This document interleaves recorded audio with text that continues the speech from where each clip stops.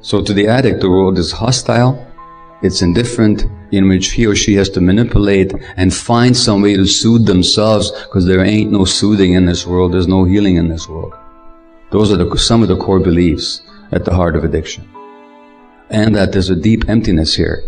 Because as a spiritual teacher, and this leads me directly to speak about the ayahuasca experience, but as a spiritual teacher here in California said, the fundamental thing that happened, and the greatest calamity, is not that there was no love or support, speaking of childhood. The greater calamity, which was caused by that first calamity, is that you lost the connection to your essence. That is much more important than whether your mother or father loved you or not. In other words, the greatest loss that we endure is the loss of connection to ourselves. And that's then where we experience that deep emptiness that we're so afraid of.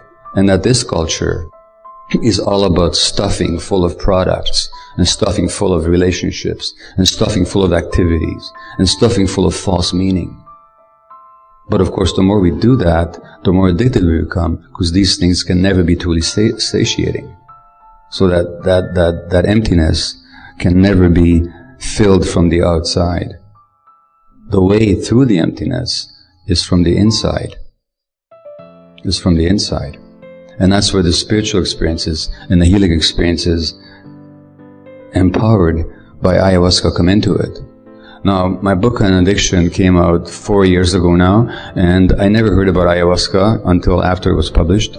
While I was writing it, I began to get emails and inquiries from people, what do you know about ayahuasca and the healing of addiction? I'd say nothing, I don't know anything about it.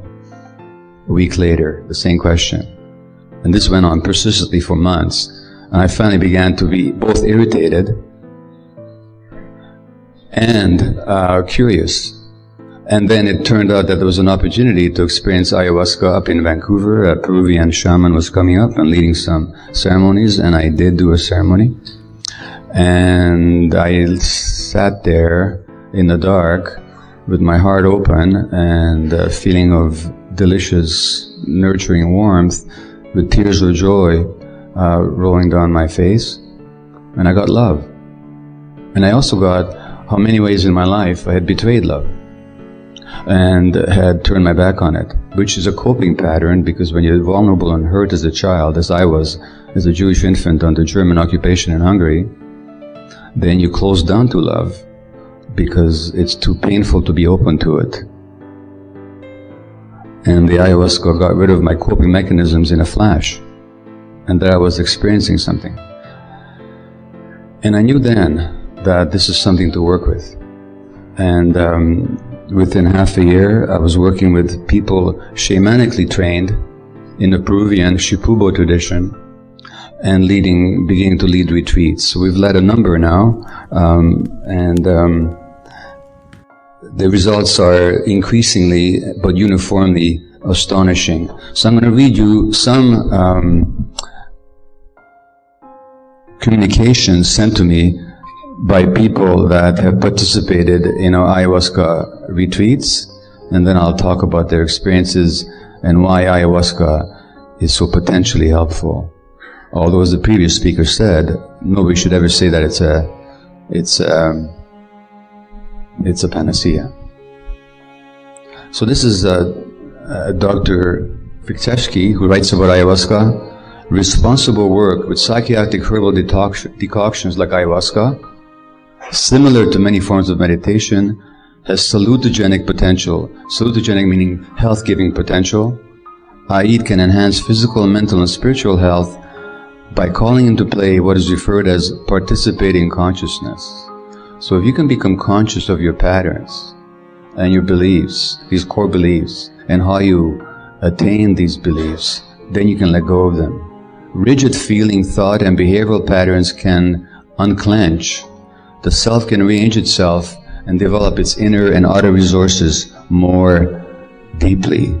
So there we get to the concept of a true self, and one that can be reconfigured, or at least rediscovered, with the help of the psychoactive plants, particularly ayahuasca.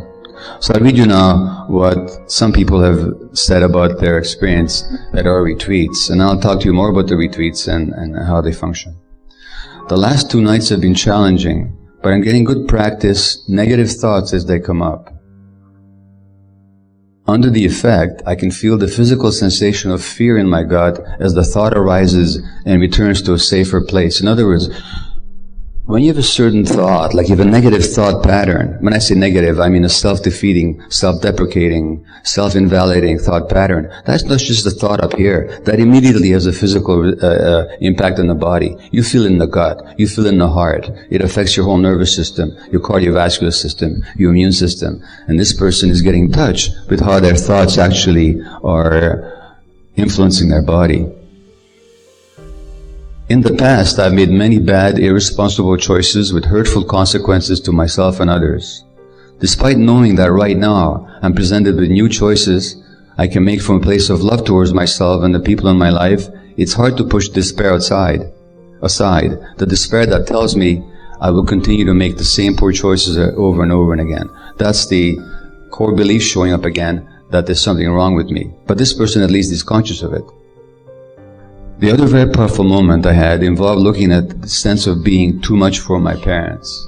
I know no matter how much love they feel. This is a physician, by the way, who has nearly lost his license because of addictions, and his marriage is falling apart, and he came to the retreat.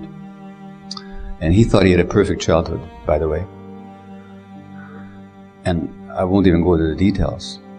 The other very powerful moment I had involved looking at the sense of being too much for my parents. I know no matter how much love they felt for me, they probably were overwhelmed with their own fears and anxiety. Well, yeah, the father had a near-fatal heart attack at age 28. I've experienced myself when this child was a 1-year-old. I've experienced myself as too much for the world for a long time.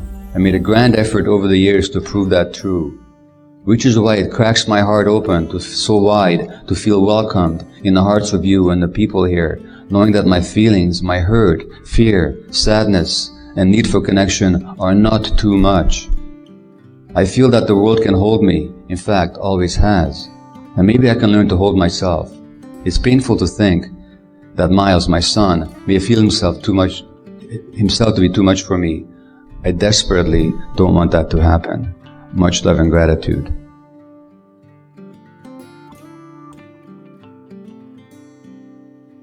I won't read you the other experiences, but they're all the same sort of people experiencing love, gratitude, connection to themselves, experiencing the childhood trauma. My daughter did ayahuasca retreat. She said that she revisited all the sad places in her childhood, and because I was a workaholic and very stressed and very undeveloped adult, when I was a father to my young kids, she's had plenty of sorrow in her life. And she said that she revisited those sad places, but she did so with the loving consciousness and the empathy and the compassion of an adult. And if you look at the brain scans on ayahuasca, as done by Dr. Riba in Barcelona and other people, what you see is activation of the temporal lobe, where childhood memories are stored, of the limbic system, where our emotions are modulated and they live, and the front part of the brain, where insight is made available to us. And when you can connect the childhood experience, no matter how traumatic, and it sometimes comes up for people, some really deeply disturbing traumatic experiences come up for people during the ayahuasca experience. And those experiences may take the form of direct memory, direct recall of an image of what happened to them, such as a body invasion or other kinds of trauma. Or it may take the form of really scary images and creatures. But it's like a dream. In a dream, when somebody's chasing us, it's not because we're not afraid because somebody's chasing us. Somebody's chasing us because we're afraid. In other words, in during sleep, the childhood emotions, the centers in the brain where childhood emotions are stored, gets activated, And then the brain makes up a story to explain the emotion. And I believe that much is the same is true of many of the scary visions that people have during the ayahuasca experience. The beautiful images, of course, represent more the core self. So we get to see both what we've been running from. We get to see both the experiences in response to which we develop these coping mechanisms that then give us addiction or cancer or other form of illness. We also get to experience that core self and the beauty of the world as it actually is when we don't see it through a screen of suffering and misinterpretation induced by early experience. So we get to see both what we've been running from and trying to cope with and trying to manipulate. But we also get to see that true connection, that true love, that true beauty, that true vision, that pure insight, that pure strength, that pure compassion. And when we do that, we realize we don't have to cope anymore. We don't have to run anymore. We can just be right where we are. Now, that's not to say that because you have that experience, it's going to stay like that. That takes work. That takes practice. If you don't put in some practice afterwards, if we don't get follow-up, if you don't put into the context of your life, this experience just becomes a beautiful memory. But the impact of it will fade.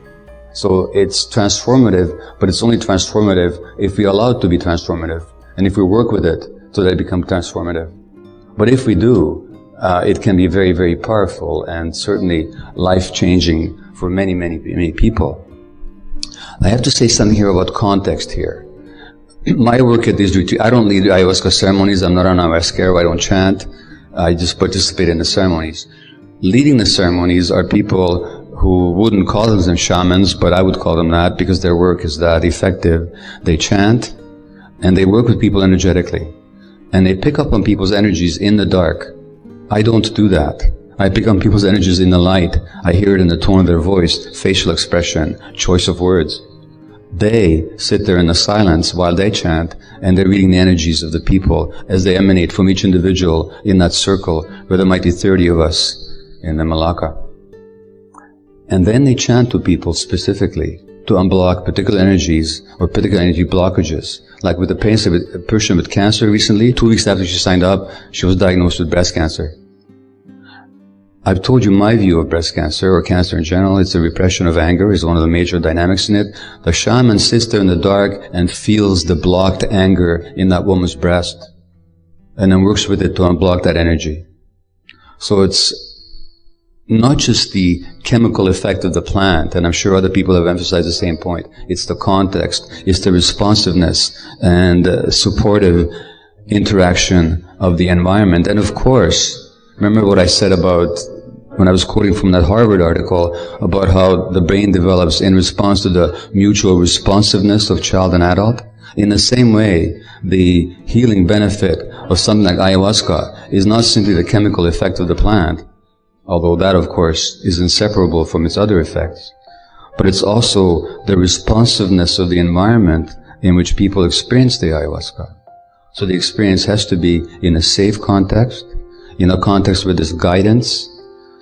Now, people sometimes have negative experiences, or they think they do, because they have an experience they didn't like. And so they resist the experience. And also the personality has a way of invalidating our essential self.